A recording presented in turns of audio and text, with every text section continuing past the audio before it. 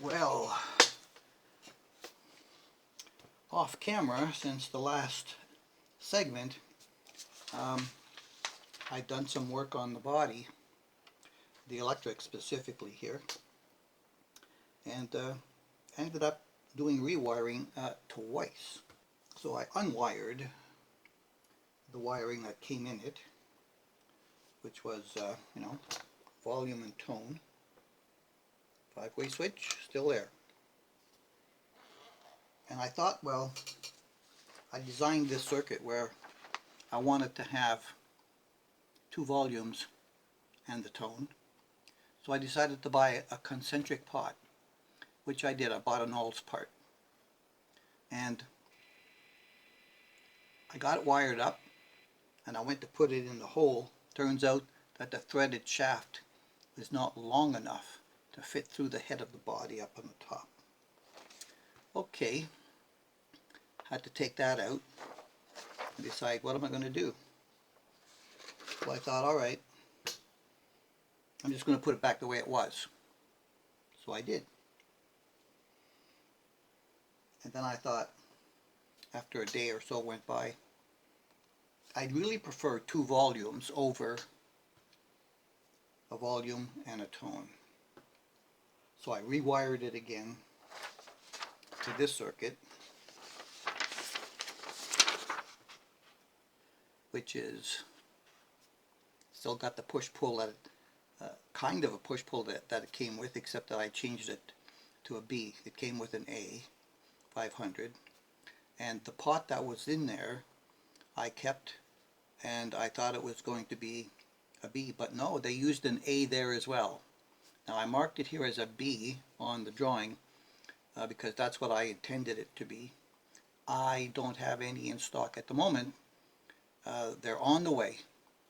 So in between now and then, I'm leaving the A that's in there, which will be the neck and middle volumes. And I'm going to put the guitar back together because now it's all wired up like this, but with an A instead of a B. And the difference is that the A pot that's in here, you lose most of the volume on the first third of the rotation of the pot, and then after that it makes almost no difference. So you don't really get a lot of control with the audio taper pots. But with the linear, it goes down slowly all the way through the turn. And that's why I like the B pots, not the A pots, for both tone and volume, if you're going to use the tone. So now we've got volume with the push-pull still on that knob. 5-way has been rewired appropriately. Pickups are working fine on their springs. My little tool that I built here to hold that up is working great. And now it's time to reinstall. Well, we don't need that anymore. I kept it just to show you. Reinstall this shim that I made for this neck. Put this neck back together on the body and string it up and see what we can do with it. I'll be right back. Alright, she's strung, she's tuned, and it's just going to sit here until the neck bends into the tension. I'll do some final adjustments on the truss rod again, since I had to straighten the board in order to do the frets. I made a mistake in ordering strings. I ordered something called an EXL 125 10P, and I thought I was ordering the 9 to 42s, but unfortunately they make a 9 to 46 set, which I wasn't aware of, and I ordered 10 of those. So this is a 9 to 46 instead of a 9 to 42. Be my first experience with those.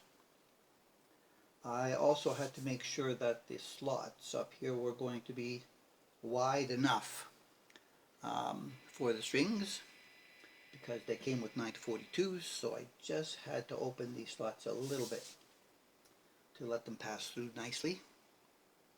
The tool came out once I got the tension on the springs. Just floated straight out like nothing. Boop. It's a great idea. I love that.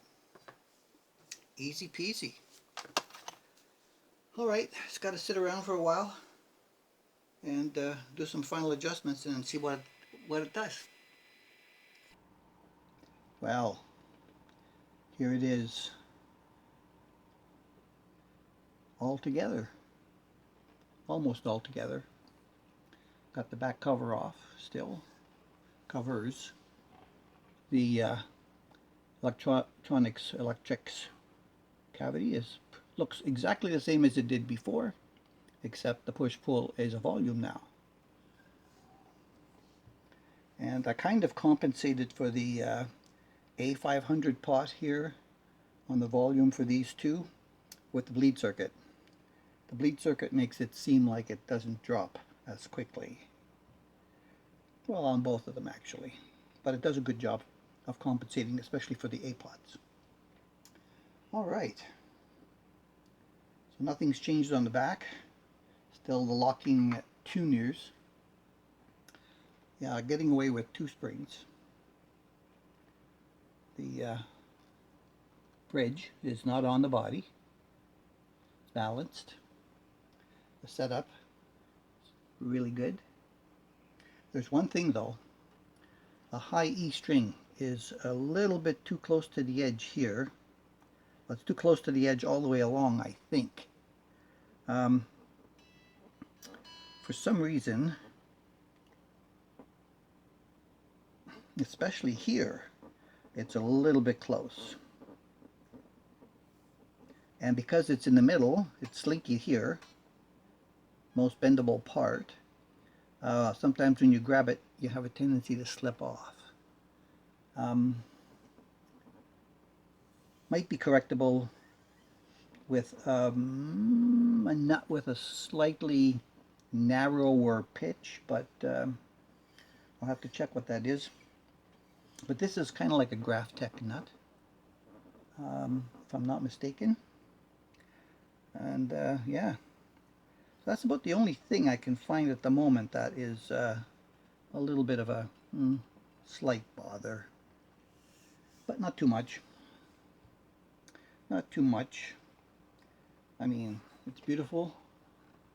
Yeah, you can see the silver sparkle in that. It's just beautiful. And we can compare it to the black sparkle. Look at that. The black and white. I live in black and white. You know, it's possible that if I had a fire and I could only grab a guitar with each hand, it would probably be these two out of everything. Probably could be, or the closest to. I'm not sure. I'm not sure.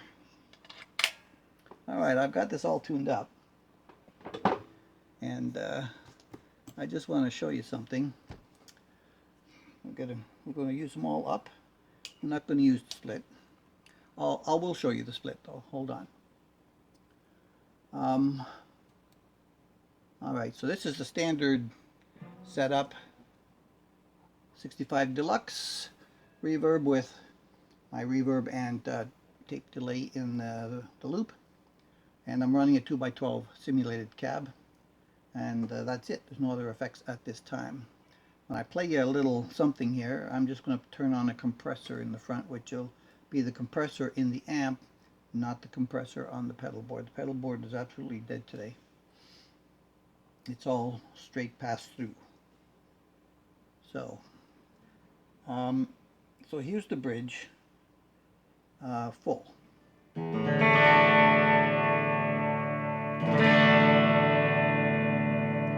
Split.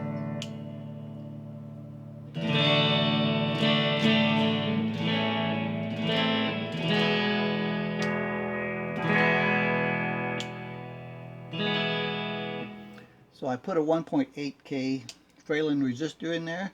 So it's actually what you call a partial split now, because it keeps this second coil down here, the screw coil, on a teensy weensy bit so it doesn't thin out as much. And then the middle,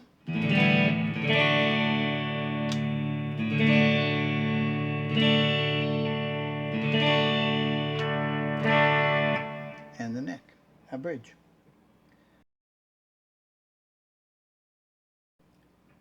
So I want to play this, it's kind of like a portion of a song that I stole from Blues Cousins, which I really like. I won't play it as well as the lead player, but it'll demonstrate what I'm trying to show here. I need a little bit of sustain, so that's why I put on the compressor. Okay, so it goes like this.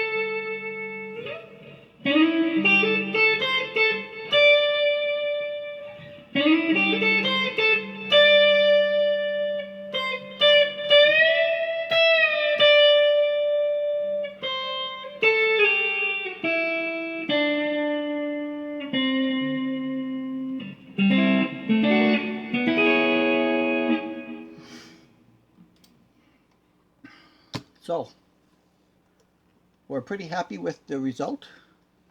Not much to change.